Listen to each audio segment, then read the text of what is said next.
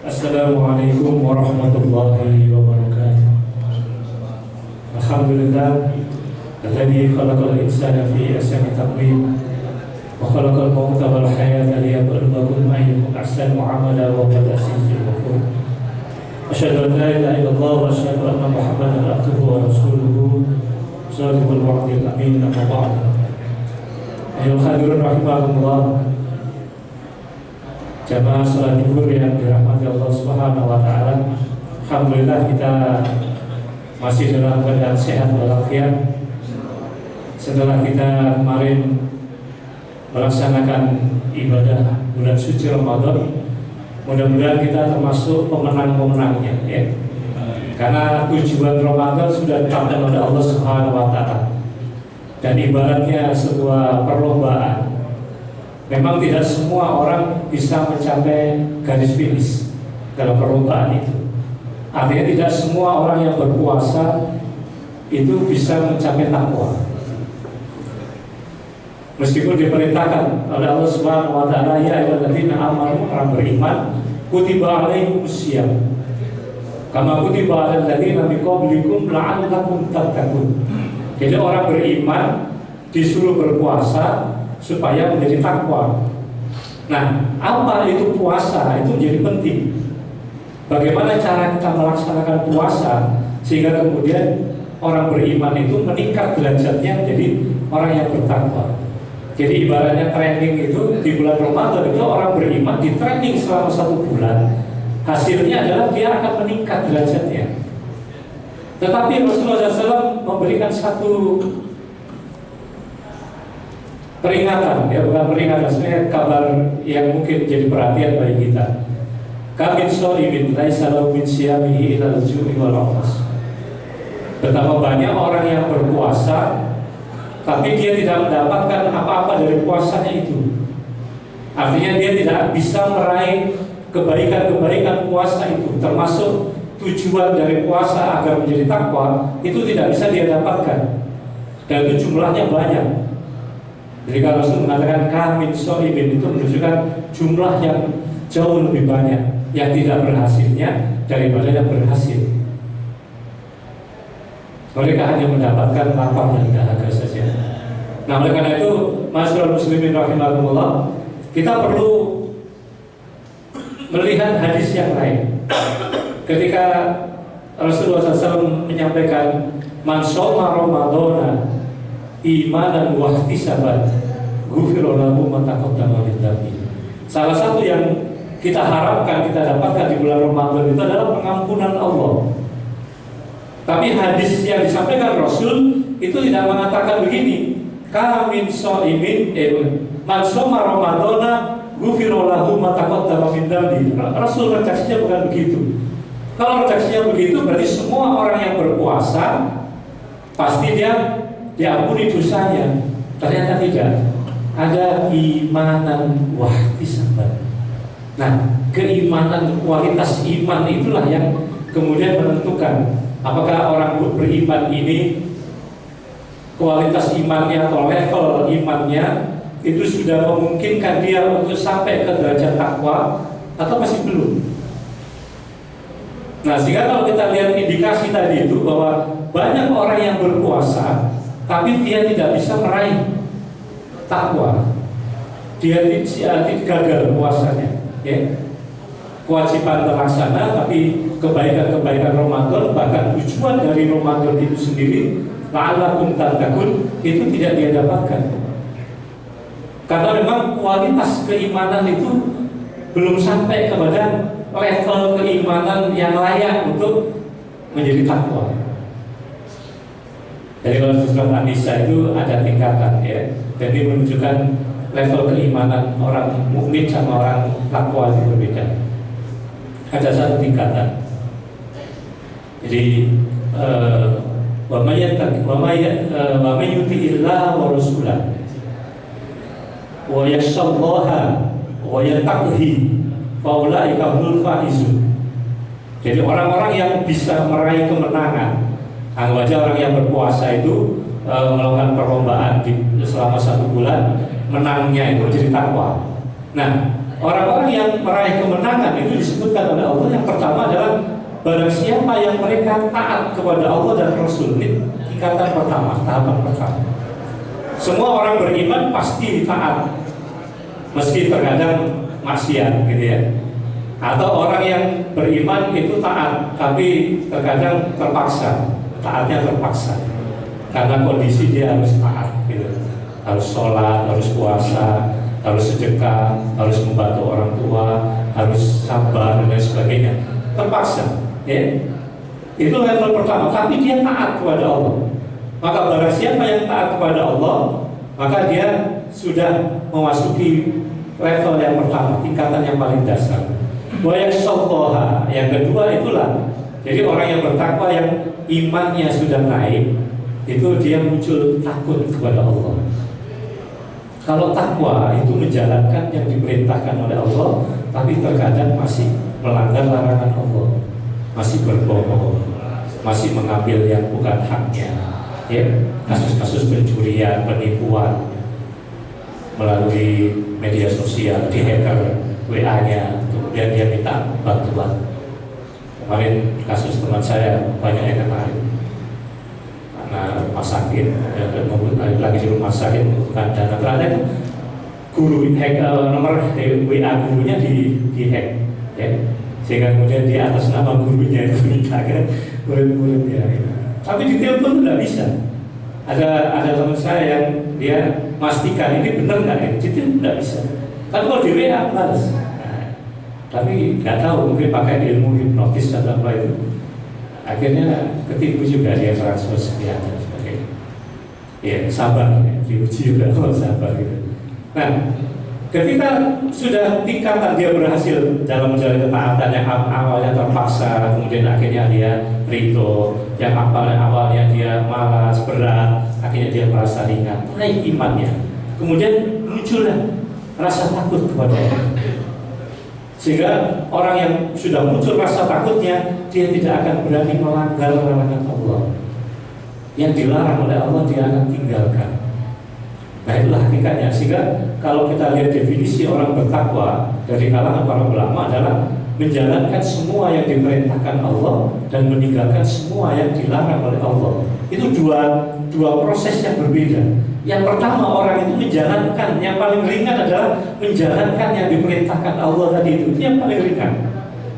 Oke, jadi orang mukmin yang rata-rata mukmin itu dia pasti mau menjalankan yang diperintahkan oleh Allah, meskipun tadi masih terasa berat, masih malas, masih kadang-kadang semangat dan tidak kan gitu ya. Nah, tapi kalau dia sudah naik tingkatannya, maka dia akan muncul rasa takut. Nah, rasa takut inilah yang kemudian menjadikan dia meninggalkan larangan-larangan Allah. Nah, kalau ketaatan dan rasa takut ini terus tumbuh, terus menguat pada diri seseorang, wayat takhi, maka dia akan bisa mencapai takwa, menjalankan semua yang diperintahkan dengan ringan, dengan lapang dada, ya, menerima semua perintah Allah dengan lapang dada dan dia kerjakan dengan ringan, dan meninggalkan semua yang dilarang oleh Allah Subhanahu wa Ta'ala juga dengan penuh kerelaan. Karena meninggalkan larangan Allah itu jauh lebih berat, karena pasti adanya dikorbankan. Jadi kalau orang mau meninggalkan larangan Allah itu biasanya dia pertimbangannya berat. Harus mengorbankan waktu, harus kehilangan harta, mungkin harus kehilangan teman-temannya, ya, dia harus hijrah. Ya, nah hijrah itu harus mengorbankan banyak hal. Nah, sehingga itu berat. Meninggalkan larangan Allah itu berat. Nah, karena itu hadirin Allah, kenapa kemudian berproses? Orang yang beriman itu dia harus melewati taat dulu, kemudian muncul rasa takut kepada Allah, baru dia bayat takui. Maka dia akan sampai kepada derajat masuk dalam kelompok orang-orang bertakwa. Ulaika humul faizun. Mereka itulah orang-orang yang mendapatkan kemenangan. Jadi artinya orang yang bertakwa itu otomatis dia adalah orang yang selalu taat dan selalu takut kepada Allah. Jadi kalau orang itu belum ada rasa takut atau masih kadang-kadang rasa takut, berarti apa yang disampaikan oleh Rasulullah SAW, innamal imanu yazidu wa yanqus. Imannya orang mukmin rata-rata itu yazidu wa yanqus. Kadang naik, kadang turun, ya. Nah, ini kita bisa ngerasain iman kita itu masih sering naik atau sering turunnya, ya. Kalau sering naik berarti pertanda bagus. Kalau sering turun itu berarti pertanda buruk.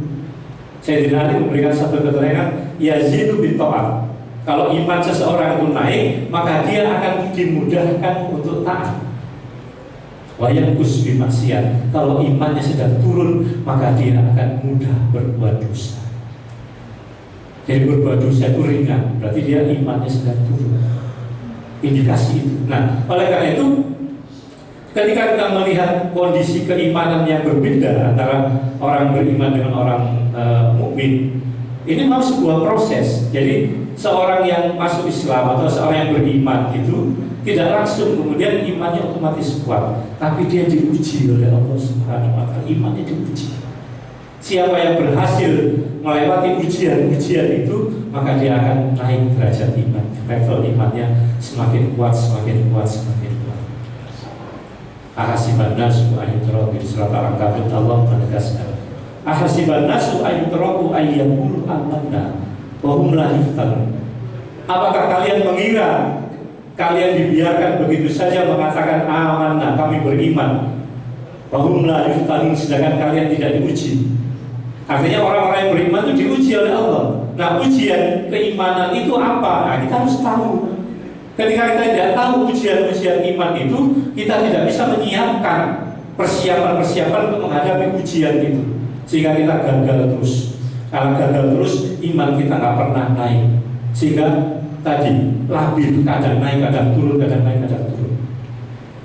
Saya Muhammad Abdul Latif Waito, beliau dalam kitabnya ada Wasifat-Wajibat memberikan satu keterangan ketika menafsirkan surat Al-Waqiah, wa kuntum azwajan salasa.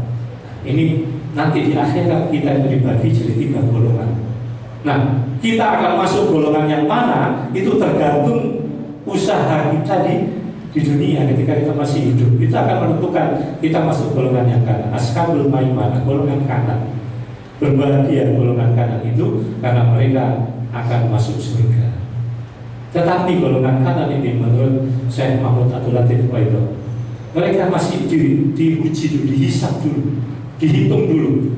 Orang yang beriman ini dihitung dulu. Kalau masih ada sisa dosa, maka dia harus mampir ke neraka. Tapi ketika dosanya sudah bersih, dia dimasukkan surga. Kalau sisa dosanya sedikit, dia sebentar di neraka. Kalau sisa dosanya banyak, lama dia di neraka. Meskipun orang beriman ini dia pasti masuk surga. Cuma kalau dia lama di nerakanya, mana bahagianya? Kalau kita meminta kebahagiaan dunia dan akhirat, itu sudah lengkap sebenarnya, tapi tidak sempurna. Maka ditambahkan waqina adzabannar. Doa kita sempurna itu. Kenapa? Karena kita minta dihindarkan dari api neraka. Maka kebahagiaan kita nggak sempurna kalau kita harus mampir dulu ke neraka, itu nggak sempurna. Yang sempurna adalah kita di dunia bahagia, di akhirat bahagia, dan kita langsung masuk surga, tidak mampir ke neraka. Nah, ashabul maimanah, golongan kanan ini masih berpeluang mereka disentuh oleh api neraka, karena mereka harus masih mempertanggungjawabkan dosa-dosanya itu. Kalau pahalanya bisa menghapuskan semua dosanya, aman, dia langsung masuk surga. Ashabul mas'amah, ashabul mas'amah, golongan kiri, celaka golongan kiri ini. Golongan kiri adalah orang-orang kafir, mereka langsung masuk neraka, tidak perlu dihitung karena tidak ada kebaikannya, yang adanya dosa saja. Karena kekufuran itulah kemudian dia langsung masuk neraka, khalidina fiha, kekal di dalamnya. Nah, yang ketiga ini yang kita harapkan. Syekh Muhammad Abdul Latif Waito menerangkan, as-sabiqun as-sabiqun ulaikal muqarrabun fi jannatin. Orang yang akan paling pertama kali masuk Islam, mereka yang didekatkan kepada Allah Subhanahu wa Ta'ala ke dalam surga. Menurut Syekh Muhammad Abdul Latif Waito, beliau menyatakan bahwa golongan ketiga ini langsung masuk surga. Golongan yang didahulukan, disegerakan oleh Allah langsung masuk surga, tidak mampir ke neraka, tidak dihisab oleh Allah. Kenapa? Karena dia meninggal dalam keadaan diampuni dosa-dosa. Man shoma Ramadan, kalau dia berpuasa tidak punya dosa, kemudian puasanya benar, maka dosanya yang lalu dihapus oleh Allah, bersih dia. Setelah puasa dia tidak membuat dosa. Ketemu Ramadan lagi, dihapus lagi. Kalaupun masih ada dosa, dihapus. Artinya apa? Ketika dia meraih takwa, maka dia tidak punya dosa. Tapi kalau dia masih belum sampai derajat takwa, maka selesai Ramadan dia akan berbuat dosa. Maka kita bisa mengukur kita ini sudah berhasil meraih takwa atau belum. Itu nanti diukur setelah Ramadan di bulan Syawal dan berikutnya. Apakah kita dimudahkan oleh Allah untuk berbuat baik, atau kita dimudahkan masih berbuat jahat, berbuat dosa? Ya. Kalau kita masih ada keinginan untuk berbuat dosa sekecil apapun, berarti kita belum menang. Kita masih kalah, karena pada hakikatnya kemenangan di bulan Ramadan itu jelas. Menang dengan apa? Menang dari siapa? Jadi di bulan Ramadan itu kemenangan kita adalah melawan hawa nafsu dan melawan setan. Meskipun dalam hadis Imam Ahmad disebutkan setan dibelenggu, setan dibelenggu. Tapi para ulama berbeda pendapat. Yang dibelenggu itu setan pembesar-pembesarnya saja. Setan-setan yang menengah ke bawah, yang kelas-kelas prajurit itu masih bertebaran mengganggu orang-orang yang berpuasa. Ada yang berpandangan bahwa yang dibelenggu itu setan dari kalangan jin. Nah, setan dari kalangan manusia itu masih bertebaran, masih mengganggu, masih mempengaruhi, memprovokasi itu berbuat dosa dan sebagainya. Sehingga ada orang yang berpuasa masih berbuat dosa. Aneh. Padahal puasa itu sendiri Rasul mengatakan as-shaumu junnatun. Ya. Puasa itu adalah perisai. Nah, disebutkan perisai apa? Ibnu Rajab Al-Hambali beliau menyatakan al-junnah fil ma'asi, benteng atau perisai dari berbuat maksiat. Artinya apa? Orang yang berpuasa, kalau dia benar puasanya, maka dia akan terhindar dari berbuat dosa. Karena salah satu hikmah puasa adalah membentengi seseorang untuk tidak berbuat dosa. Jadi aneh kalau ada orang yang puasa kemudian berbuat dosa, ya kecuali mereka adalah minal jin, ya, syaitan minal nas, yang tidak dibelenggu oleh Allah, setan dari kalangan manusia, yang itu kemudian menjadi menggoda-menggoda kita di bulan Ramadan itu. Nah, hadirin rahimakumullah, kalau kita lihat tadi, maka Syekh Muhammad Abdul Latif itu memberikan dua keterangan. Ada dua penghalang yang dihadapi oleh manusia. Yang pertama adalah penghalang kekufuran. Orang-orang yang tidak berhasil mengalahkan kekufuran, dia menjadi kafir. Orang yang berhasil melewati rintangan kekufuran, dia menjadi orang-orang beriman. Tapi orang beriman itu masih diuji oleh Allah. Rintangan yang dia hadapi adalah hubud dunia, kecintaan kepada dunia. Nah, orang beriman yang diuji dengan kecintaan kepada dunia ini, kalau dia gagal, maka dia belum berhasil melewatinya, maka dia belum menjadi orang yang bertakwa. Orang yang berhasil melewati rintangan hubud dunia, itu mereka akan masuk ke dalam golongan orang-orang yang bertakwa, yang langsung masuk surga. Jadi kalau kita tanya, jujur ya, kita ingin langsung masuk surga atau masih mau mampir ke neraka dulu, Pak? Kira-kira, ayo. Artinya apa? Kalau kita semua ditanya jujur, pasti semua ingin langsung masuk surga. Tapi kenapa orang itu tidak semuanya bersungguh-sungguh untuk meraih takwa?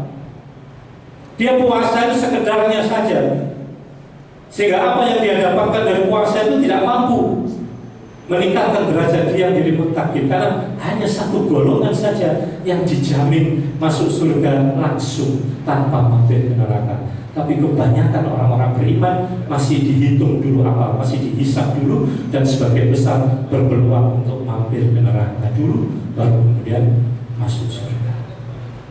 Oleh karena itu hadirin rahimakumullah, kalau kita tahu hanya satu golongan yang terbebas dari api neraka, tidak disentuh oleh api neraka, yaitu golongan orang yang bertakwa, maka mereka harus mampu melewati rintangan hubud dunia. Puasa itu melatih kita sebenarnya. Hubud dunia, kecintaan kita kepada dunia itu dilatih di puasa. Itu sebenarnya hakikatnya. Menahan lapar haus, ya, yang makan segala macam itu di siang hari itu enak biasanya. Tapi puasa itu tidak boleh menahan lapar dan minum dan hal-hal yang membatalkan puasa di siang hari, malam itu baru boleh. Nah, artinya apa? Hakikat kalau dia itu tahu bahwa puasa itu adalah melatih dia untuk menghadapi rintangan hubud dunia. Artinya apa? Dia tidak terlalu cinta kepada dunia. Jadi dengan puasa itu menjadikan orang itu lebih mencintai akhirat daripada dunia. Nah, kita lihat kalau orang buka puasa, kalau orang buka puasa yang dia tahu bahwa puasa itu melatih dia untuk tidak terlalu mencintai dunia, maka cukup buka puasa itu dengan kurma dan air putih atau teh manis, ya, kurma 3 biji atau 5 biji, dia cukup untuk buka puasa. Baru sahurnya baru makan kan. Tapi kalau kita lihat buka puasa itu menunjukkan bahwa mereka masih mencintai dunia, karena bukan hanya kurma air putih, ya, karena Pak Ustadz, kurma itu yang sunnah, untuk buka puasa yang sunnah. Yang wajib itu lontong, gorengan. Nah, itu wajib itu kan gitu. Sehingga dalam buka puasa selalu itu ada lontong, ada gorengan, karena itu yang wajib katanya. Ya. Nah, ini orang-orang kalau kita masih termasuk yang itu, ya, artinya buka puasa itu mengharuskan banyak sajian di situ. Artinya apa? Kita tidak paham tujuan puasa adalah untuk menjadikan kita tidak terlalu cinta dengan dunia. Ada rintangan hubud dunia yang harus kita kalahkan itu. Nah, sehingga banyak orang yang tidak berhasil melewati rintangan hubud dunia, sehingga dia tidak berhasil menjadi orang-orang yang bertakwa. Dia masih orang yang beriman. Mudah-mudahan kita masih diberikan kesempatan, ya, di tahun depan kita bertemu dengan Ramadan dan kita masih bisa memperbaiki diri. Mudah-mudahan kita termasuk orang-orang yang menang, yang benar-benar menang. Dan terakhir saya ingin sampaikan bahwa orang bertakwa itu orang yang imannya sudah benar-benar beriman. Ya. Kalau orang mukmin tadi yazidu wa yanqus, tapi orang beriman itu imannya cenderung naik. Dia terus bertambah keimanannya, tidak naik turun tapi cenderung naik. Kalau kita lihat di surat Al-Anfal ayat kedua, Allah memberikan satu keterangan, innamal mu'minun, sesungguhnya orang-orang yang beriman yang sebenarnya, maksudnya orang bertakwa. Kalau kita lihat pada yang dimaksud adalah orang yang bertakwa. Imannya orang bertakwa itu mereka adalah alladzina idza disebutkan nama Allah, ya. Jadi idza dzukirallahu wajilat qulubuhum. Ketika disebut nama Allah, bergetar hatinya. Nah, para ulama muasir, Imam Ibnu Katsir, Imam Al-Qurtubi, Imam Jalalain itu bergetar hatinya itu karena dalam diri mereka ada rasa takut kepada Allah. Nah, itu dia, taat, takut, takwa. Itu.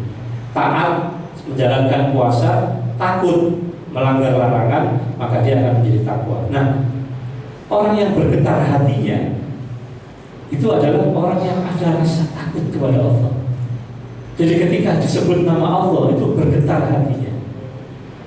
Imam Al-Baghawi memberikan satu keterangan bahwa yang dimaksud bergetar hatinya itu adalah orang mukmin itu lembut dan dia penuh dengan perasaan, sehingga ketika orang itu benar-benar ma'rifat kepada Allah, benar-benar mengenal Allah, Asmaul Husna dan sifat-sifat Allah itu benar-benar dia pahami, maka dia dengan pengenalan Allah yang sempurna tadi itu disebut nama Allah itu, maka dia sensitif.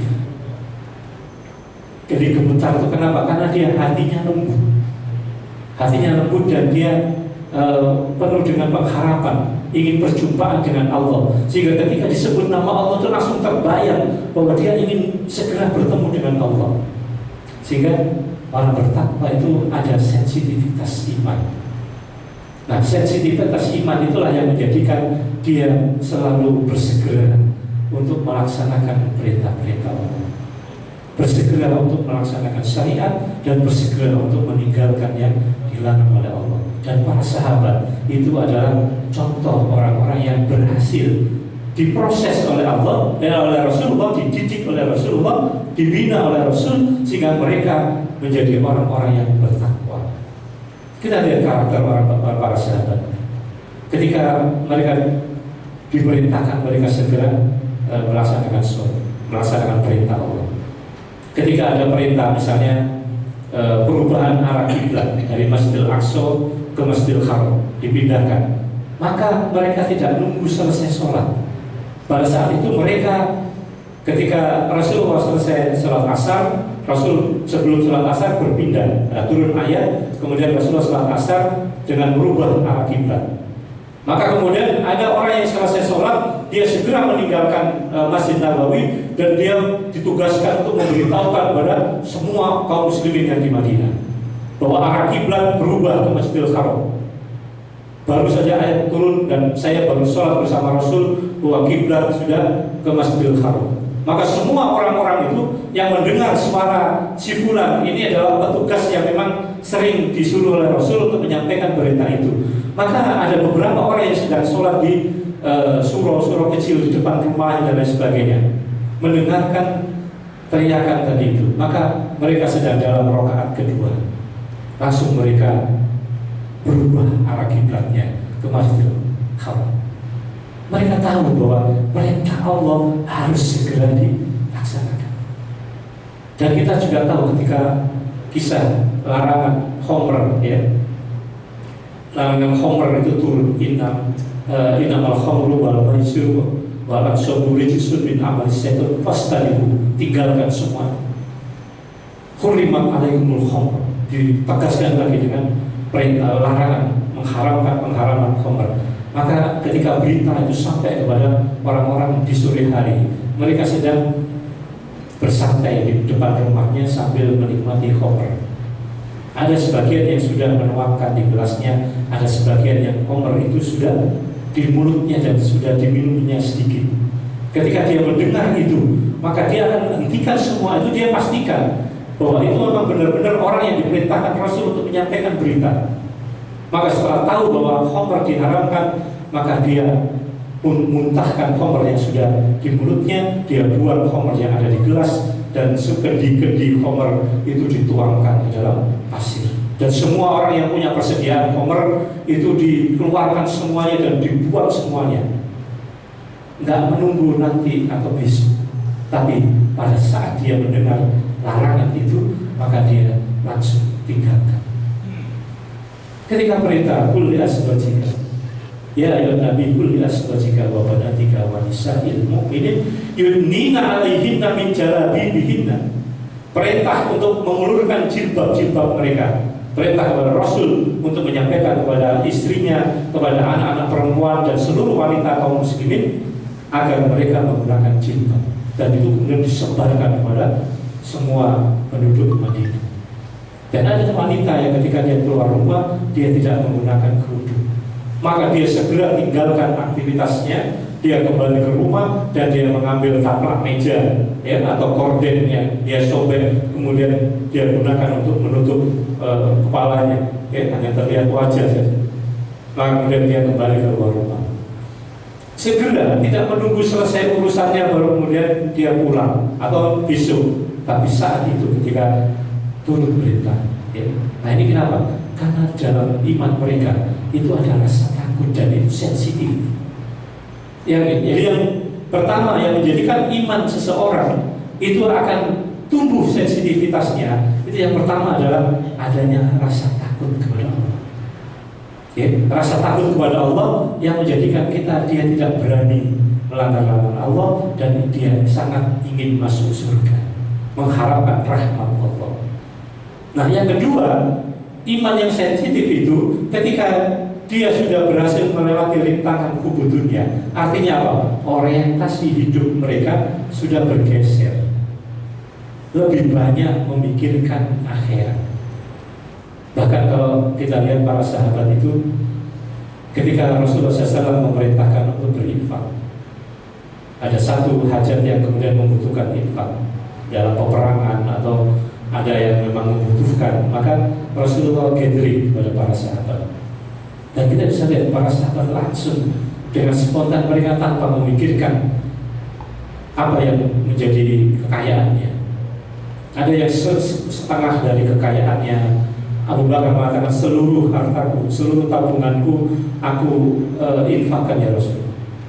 Utsman bin Affan mewakafkan 100 ekor unta dengan lengkap perbekalannya, 100 ekor kuda lengkap semua dengan peralatannya. Dan kita bisa lihat kuda itu kendaraan yang mahal, paling mahal di masa itu. Kalau kita mau konversi ke sini, kendaraan paling mahal apa? Kan ini. Jadi kuda itu kendaraan yang paling mewah kan itu. Kalau sekarang misalnya BMW ya, atau misalnya mobil-mobil yang kendaraan biasa, bukan yang sport ya, BMW atau Mercedes ya, 1 miliar lebih ya, 1 miliar nggak usah 1 miliar. Dia 100 ekor kuda, 100 miliar. Ditambah lagi 100 ekor unta. Satu unta itu berapa? Itu bisa 50 miliar. Nah, ketika dia masih melihat wajah Rasul ini belum tersenyum, Rasul masih menghitung bahwa ini masih kurang ini. Maka kemudian Utsman bin Affan, ya Rasul, aku tambah lagi 100 ekor kuda. Coba. Nah, ketika ditambah, kemudian ada sahabat lain yang menambah. Utsman itu sangat sensitif hatinya. Maka ketika dia belum melihat Rasulullah tersenyum, berarti ini masih kurang. Maka dia kemudian pulang ke rumah, dia bawa pembantunya, dia ambil 1 karung uangnya, emas dan perak, dinar dan dirham, yang ada 1 karung, semua tabungannya yang ada di rumah, uangnya dia bawa, diserahkan kepada Rasul. Ya Rasul, ini semua tabungan, mudah-mudahan cukup. Maka Rasul kemudian tersenyum dan kemudian mengatakan cukup. Maka kemudian Rasul menyampaikan dengan apa yang dilakukan oleh Utsman pada hari ini, infaknya Utsman bin Affan. Seandainya dia berbuat dosa, maka Allah tidak akan mencatat dosanya. Saking apanya? Saking pedulinya. Jadi sensitif imannya itu. Jadi kalau kita lihat orang yang orientasinya surga, maka semua peluang-peluang itu seolah-olah dia melihat surga. Ada masjid yang sedang direnovasi, Mabana masjidan, Banallahu baitan fil jannah. Siapa yang ikut membangun masjid di dunia, dia akan dibangunkan rumah di surga. Ketika dia melihat masjid direnovasi yang sedang dibangun, dia melihat surga. Maka orang yang orientasinya sudah lebih kepada akhirat, dia lebih mencintai surga, berharap ingin menjadi penghuninya dan segera memasukinya, maka dia akan mengeluarkan ya, kelebihan hartanya itu untuk ditukar dengan surga. Ya, itu sensitivitas orang bertakwa itu begitu. Jadi dia takut kepada Allah, kemudian orientasi hidupnya sudah lebih banyak memperhatikan akhiratnya. Dunia hanya sekedar saja, bekerja sekedarnya saja, makan sekedarnya saja, bersenang-senang di dunia sekedar saja, bukan berlebih-lebihan, bukan menghabiskan hartanya untuk dunia, sedangkan untuk akhiratnya sedikit. Dia infak, berpikir 100.000 infaknya sudah banyak. Dia berwakaf, merasa bahwa berwakaf 100.000, 1 juta itu merasa sudah banyak. Tapi kalau dia mau berpikir uang yang dihabiskan dia untuk berfoya-foya, yang ubah-ubah, yang tidak ada pahalanya, itu jauh lebih banyak daripada uang yang dia infakkan. Berarti dia orientasinya masih belum ke akhirat, masih belum benar-benar berharap masuk surga. Jadi masih ingin berlama-lama di dunia. Nah, oleh karena itu, ketika Allah memberikan satu gambaran, Inna Allah tarawna mu'minina anfusahum wa amalahum bi'anna lahumul jannah. Allah sudah membeli. Semua yang kita miliki sudah dibeli oleh Allah Subhanahu wa taala bi'anna lahumul jannah, dan Allah akan ganti semua yang kita tukarkan itu dengan surga. Okay? Nah, tinggal kita ini dalam menukarkan kekayaan ini ringan atau berat, gitu, mudah tersentuh atau tidak kan itu. Jadi ketika melihat keropak berjalan di depan kita, surga, nah gitu, ada lebih dari surga ini. Kalau kita masukkan 5.000, malu kita, masa surga 5.000? Ya, kita akan lihat, oh masih cukup ini, kalau saya masukkan 100, 200 masih cukup. Ketika ada peluang surga lewat, karena orientasi kita adalah akhirat, maka keropak itu seolah-olah langsung mengingatkan kita surga, jalan ke surga. Dia infakkan yang longgar saat itu, dia infakkan. Ketika dia melihat anak-anak terlantar di jalanan, belum makan, ya, lihat gelandangan, dia ingat itu peluang jalan ke surga. Dia berikan makanan, dia kasih. Mungkin hanya 15.000, 20.000 dengan minumnya dia kasih. Hanya 1 dia bisa kasih. Kalau 2 lebih baik, 3 lebih baik. Kenapa? Dia merasa ringan karena dia melihat surga di situ. Sebagaimana seorang sahabat ketika perang, di perang Uhud, habis berperang dia istirahat. Pasukan yang sedang siaga dia berperang. Nah, pasukan yang habis istirahat dia bersiap-siap. Dia habis perang istirahat, minum dan makan kurma, dihampiri oleh Rasulullah. Wahai sahabatku, di depanmu itu ada surga. Di medan perang itu ada surga. Para sahabat bertanya, ya Rasul, al-jannatu tajri min tahtihal anhar, surga yang mengalir sungai-sungai di bawahnya itu, yang aku sangat ingin memasukinya. Iya, surga itu. Ketika dia tahu bahwa surga yang dijanjikan oleh Rasulullah itu ada di medan perang itu, maka dia ambil kurma yang sedang dia punya. Terlalu lama aku mengunyah kurma ini. Dia buang kurma yang ada di tangannya, dia ambil kurma yang ada di mulutnya, kemudian dia langsung menyongsong ke medan perang. Dia berhasil membunuh beberapa dan akhirnya dia syahid, masuk surga. Ini sensitivitas iman ini. Kalau kita ingin lihat bagaimana Rasul berhasil, ya, menanamkan tadi itu, sehingga kemudian tumbuh sensitivitas iman itu, karena mereka sudah sampai ke dalam derajat muttaqin. Sehingga puasa itu akan menjadi ringan bagi orang-orang yang sudah berpuasa, ya sudah sampai ke dalam level orang bertakwa, karena puasa itu akan menjadi kesenangan bagi dia. Perintah kewajiban berperang itu menjadi sesuatu yang dia tunggu-tunggu. Kenapa? Karena dia akan langsung masuk surga. Orang yang syahid di medan pertempuran itu masuk surga tanpa hisab. Kenapa? Itu yang dia inginkan, langsung masuk surga tanpa mampir ke neraka. Maka semua yang ada ini kita jadikan peluang. Oleh karena itu, motivasi, motonya orang bertakwa adalah kalau ada peluang kebaikan maka laksanakan. Kalau ada yang bisa menghapuskan dosa maka segera kerjakan. Ya, karena hanya 2 itu saja yang bisa menambah pahala, yang bisa menghapuskan dosa, itu yang kita perlukan. Kalau puasa bisa menghapuskan dosa, maka sering-seringlah puasa, karena dosa kita akan dihapus oleh Allah Subhanahu wa Ta'ala. Mudah-mudahan hadirin sekalian kita bisa menyiapkan mental kita, iman kita, sehingga kemudian kita tumbuh rasa takut kepada Allah, orientasi kita semakin ke akhirat, lebih banyak memikirkan akhirat, sehingga kemudian tumbuh sensitivitas. Dan disitulah kemudian menjadi orang yang bertakwa itu akan sangat mudah. Akhirnya rintangan kubudunnya itu mudah sekali dia lewati. Kenapa? Karena dia tidak terlalu senang dengan dunia, dia lebih menyenangi akhiratnya, sehingga rintangan kubudunnya dia lewati dan dia menjadi orang-orang yang bertakwa, pemenang yang sebenarnya. Begitu. Assalamualaikum warahmatullahi wabarakatuh. Waalaikumsalam warahmatullahi wabarakatuh. Alhamdulillah, kajian hari ini telah kita simak tentang sensitif orang bertakwa.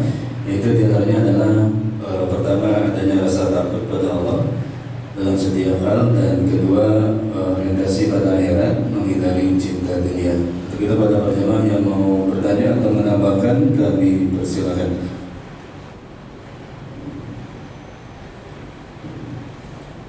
Persilakan, ada yang mau bertanya?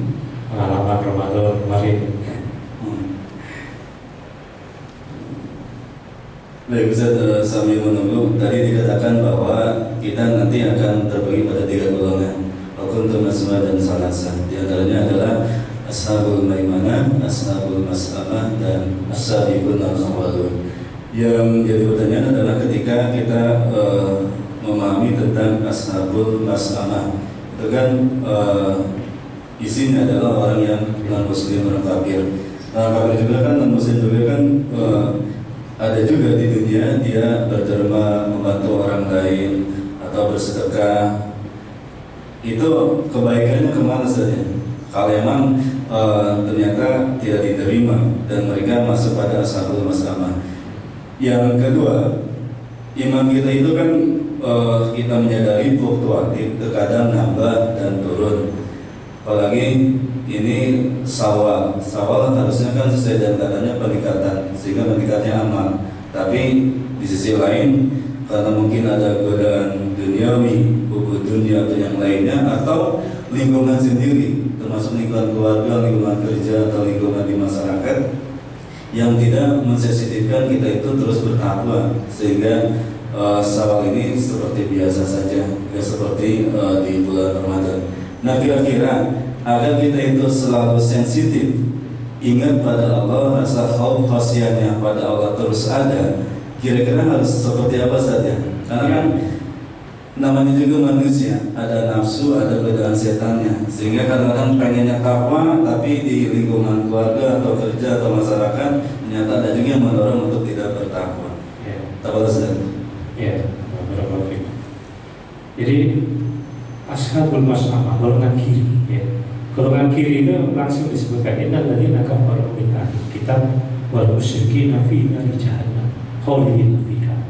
Jadi orang kafir itu langsung nanti masuk neraka dan kekal di dalamnya. Ya, kebaikan-kebaikan yang dilakukan oleh orang kafir itu hanya bermanfaat di dunia, bermanfaat bagi manusia, tapi tidak ada manfaatnya di sisi Allah. Nah, dimensi dunianya ada, tapi dimensi akhiratnya dia tidak punya nilai sama sekali. Loh, orang yang beriman saja kalau beramal tapi nggak ikhlas, ria, itu nggak dikasih pahala oleh Allah gitu, ya kan? Sum'ah misalnya tasbih, kita berbuat kebaikan di tempat lain, nggak ada orang yang tahu. Kemudian kita cerita, saya kemarin dari sana itu gini cerita supaya Allah ingin didengar, hapus dosa. Kalau ria itu ada 2. Ria itu berarti di awal pada saat dia beramal dia ria, ingin dilihat manusia, maka dia berdosa dan tidak dapat pahala. Ya, ada dosa, tidak dapat pahala, ada dosa. Tapi kalau tasmi itu ketika dia melakukan amal itu ikhlas, dia sudah dapat pahala. Tapi dia ceritakan kepada orang-orang, ingin didengar oleh orang, ingin dipuji oleh orang, pahalanya dihapus oleh Allah, tapi dia tidak ada dosa. Ya, jadi tas antara riya dan sum'ah itu yang bisa menghapuskan. Itu orang beriman, ya, yang punya iman. Kalau amalnya nggak ikhlas, nggak dikasih pahala. Apalagi orang kafir tidak beriman pada Allah, maka semua amalnya nggak ada nilainya di sisi Allah. Dia hanya bermanfaat bagi manusia. Ya, dia infak membangun sumber air ada manfaatnya, dia bangun listrik, dia mengentaskan kemiskinan di sebuah wilayah negeri dan lain sebagainya, bermanfaat bagi manusia, tapi tidak ada nilainya di sisi Allah. Kenapa? Karena dia tidak beriman. Okay. Sehingga pasti amalnya bukan karena Allah, gitu ya, orang kafir ya. Jadi orang beriman aja kalau amalnya bukan karena Allah, nggak dikasih pahala. Apalagi orang kafir ya, dia pasti tidak beramal karena Allah. Kalau dia beramal, saya beramal juga karena Allah, bahkan kenapa nggak beriman? Ya, beramal karena Allah, dia nggak beriman ya. Berarti klaim-klaimnya itu dilakukan. Apa Pak? Ya, yang kedua terkait dengan bagaimana supaya muncul tadi itu. Nah, orang yang tadi yang bergetar hatinya tadi, itu kelanjutannya kan wa idza tuliyat ayatuhu zadatuhum iman. Ya. Nah, orang-orang yang imannya benar, orang yang bertakwa itu imannya sudah benar. Kalau disebut nama Allah bergetar hatinya. Kalau dibacakan ayat-ayat Allah bertambah keimanannya. Jadi kenapa? Dia yakin itu kalamullah. Itu.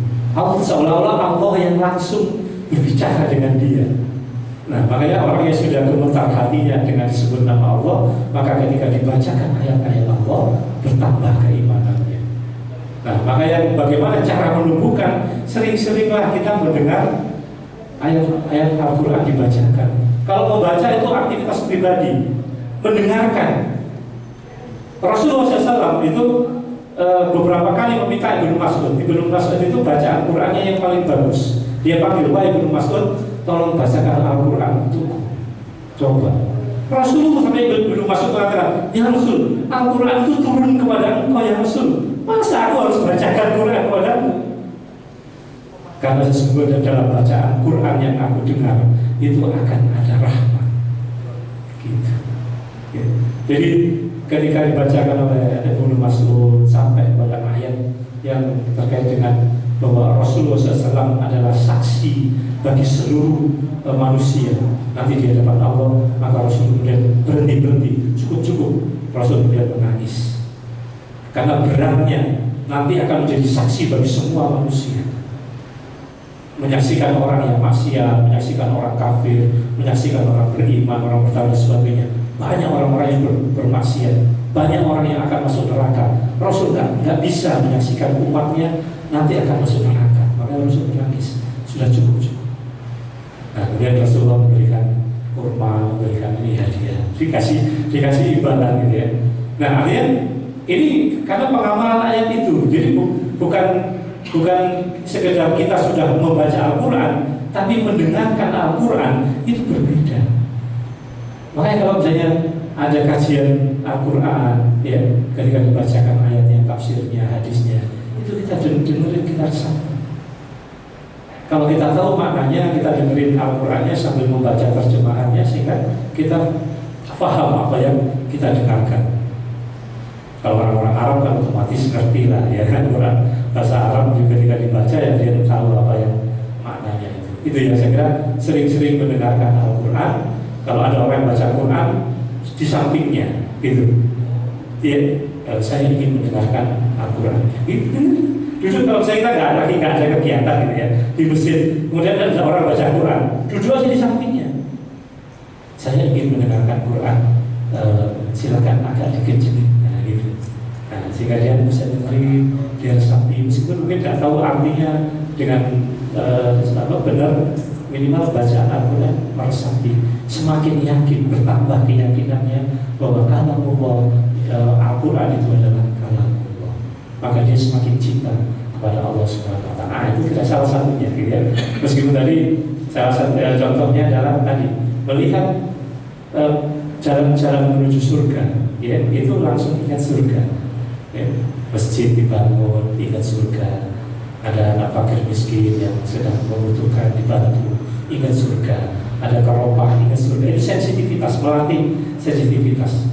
Nah, yang paling penting tadi itu otomatis meningkat iman kita dengan sering mendengarkan ayat-ayat Allah. Gitu ya, kira-kira jauh. Baik, alhamdulillah kajian kita berakhir juga karena waktu juga akan mengakhiri kajian kita, dan kita akhiri dengan hamdalah alhamdulillahirabbil alamin dan ditutup dengan doa majlis. Subhanallahumma wa bihamdika asyhadu an la ilaha illa anta astaghfiruka wa atubu ilaik. Terima kasih. Assalamualaikum warahmatullahi wabarakatuh.